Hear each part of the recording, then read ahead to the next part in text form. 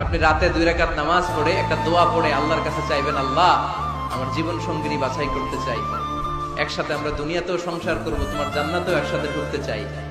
এরকম লাইফ মেট, life partner এই মেয়েটা আমার জন্য হবে কিনা, বা মেয়ে দোয়া করবে এই ছেলেটা আল্লাহ আমার জন্য হবে কিনা আমি জানি না, তুমি তোমার পক্ষ থেকে এমন ইঙ্গিত দাও বা আমার হৃদয়ে এমন একটা দিক নির্দেশনা দাও যাতে আমি সঠিক সিদ্ধান্তে চলে আসতে পারি।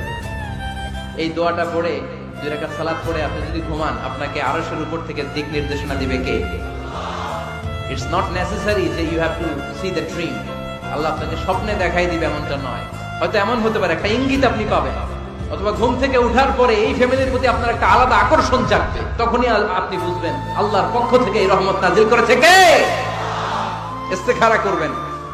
সহিহ বুখারীর হাদিস, কানা রাসূলুল্লাহ সাল্লাল্লাহু আলাইহি ওয়াসাল্লাম ইউআল্লিমুনা আল-ইস্তিখারা ফিল উমুরি কুল্লিহা কামা ইউআল্লিমুনা সূরাতা মিনাল কুরআন। বিশ্বনবী আমাদেরকে যেভাবে কোরআনের সূরা শিখাতো ওইভাবে